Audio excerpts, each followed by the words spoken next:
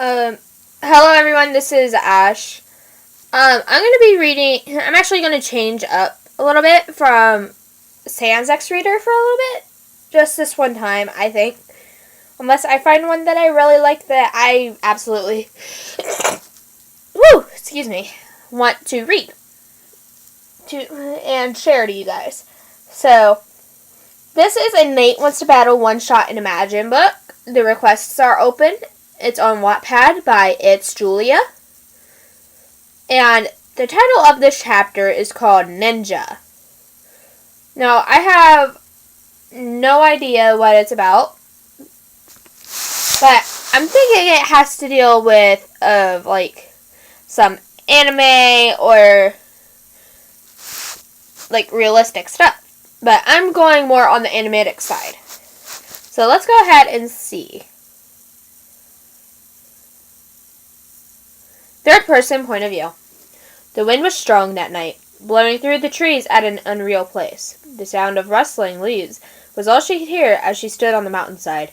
Overlooking the valley below, her eyes lingered on the cold old mansion downtown, the place she knew she needed to go.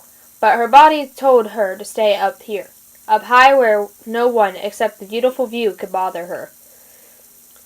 She wasn't too familiar with this town. Well, with any major town in the area, really. She came from a village, a ninja village, about 10 miles west. That's all she had ever known. And all she planned to ever know. Because like every other person in that village, she had one goal and one goal only. To become chief. Hell, that was the only reason she stood here right now. I need to get a drink. Hold on a second. Can't reach it. There we go.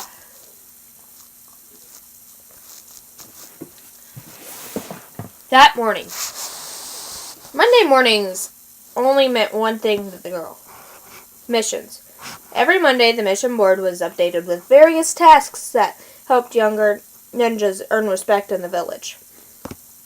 Each completed task meant more points, which meant higher rankings, which could lead to eventually the position of the chief. At exactly 6 a.m., the girl busted into the room, hair messy, dark bags under her eyes, but like always, she was the first to the mission board. She scanned the missions over with her eyes. A lot were simple.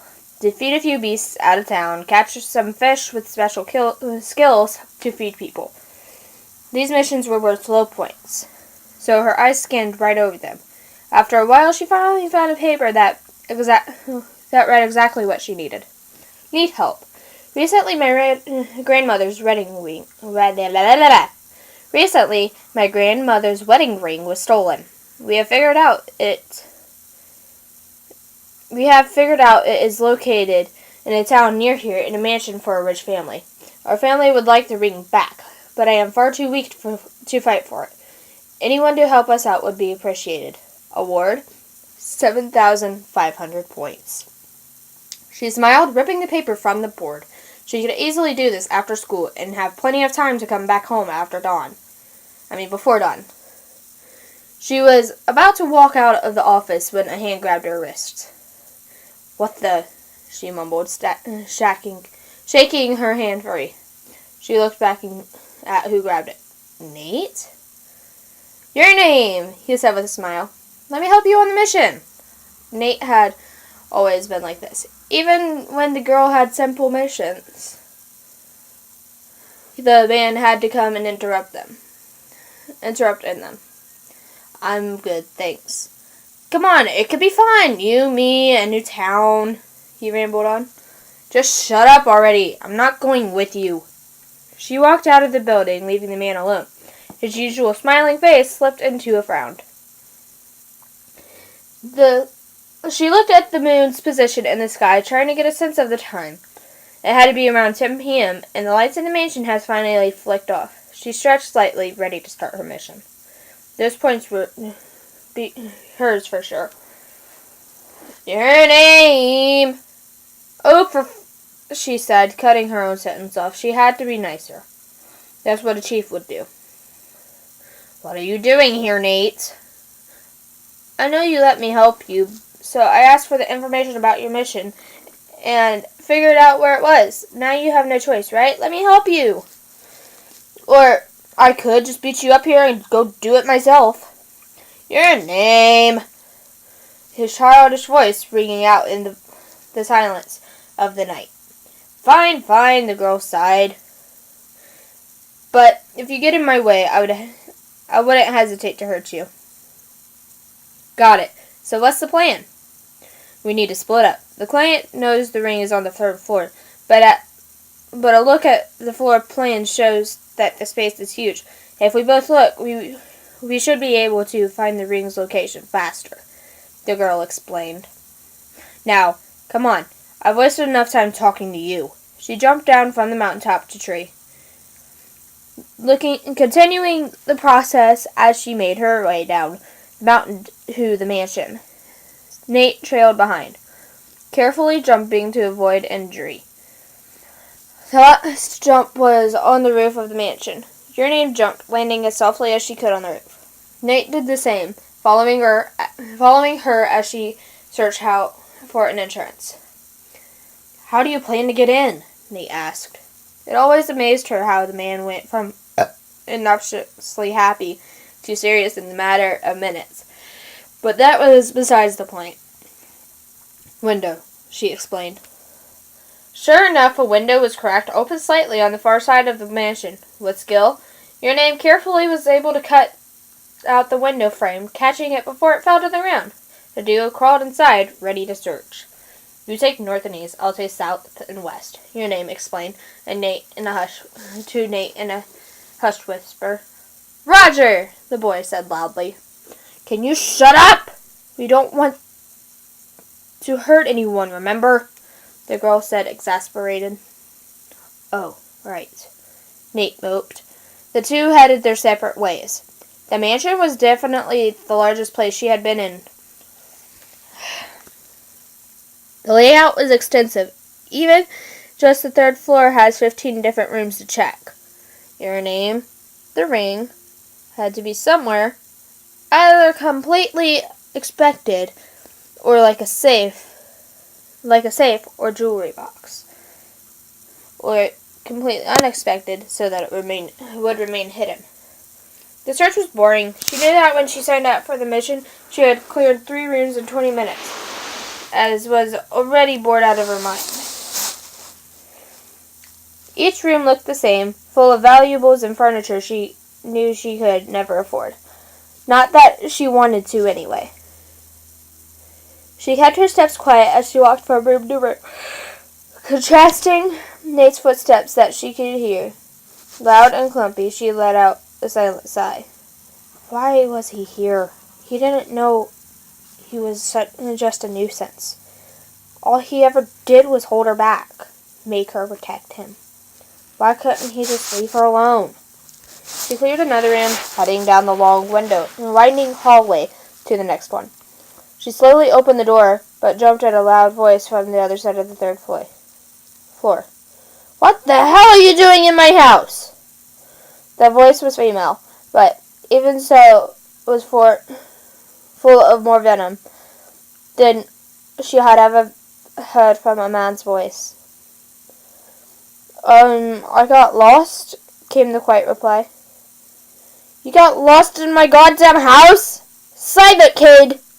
The footsteps pounded the floor, coming towards Your Name's side of the house. She sighed again, pulling out her katana from her waistband. But the footsteps never reached her. She heard a loud boom, causing her to peek her head around the corner. There lay Nate on the ground, his hands shaking as he tried to pull himself up, but he failed to do so. The woman looking at him held a sharp blade in her hand. Hey, don't do anything rash, Nate mumbled. I'll do whatever I want. You're in my house, she exclaimed, pointing the blade at him. Of course, Nate managed to find himself in this trouble. Hey. Oh, God. My voice failed. Hey. Your Name's voice caught both Nate's and the lady's attention. I wouldn't do anything rash if I were you. Or what? You'll hurt me, little girl? The lady chuckled. Huh. Funny. Your name's snickered. You actually are as dumb as you look. What did you say? The lady paused mid-sentence as your name charged towards her. Katana out. Before the lady even realized what was going on, she was on the ground, knife disarmed from her hand, and the katana pointed at her face. Let me see your finger. Your name spoke. A demand more than a question. The lady held out her shaky hand that sported the bright silver ring. Who are you? Who are you? The lady asked, voice shaking slightly. My name is your name, last name. Don't forget it. The girl spoke, stalking away from the lady. Let's go, Nate. Yes, coming, the man said quickly, following your name, eager to get out of the mansion. This is where I don't let you come with me, your name sighed. Her and Nate were running their way back to the village. Luckily, being a ninja meant hours of endurance training. I'm sorry, I'm just trying to help, Nate said, struggling to keep up with the girl. She stopped running and turning to face him. Help me with what? You mean a lot to me, you know. You're my first friend, and I don't want you to get hurt. You're the one always getting hurt, though, she said with a sigh. I know, and I hate that. But I want to be stronger. For you, your name, he said earnestly. The words brought a small blush to her face. Whatever, keep running, she said, turning away from him. He smiled brightly before running after her. Maybe this would be the next cheesy childhood friends turned lovers story, or maybe he was just dreaming for that. Either way, he was happy to run after her. I'm reading the end author note to myself. I'm sorry.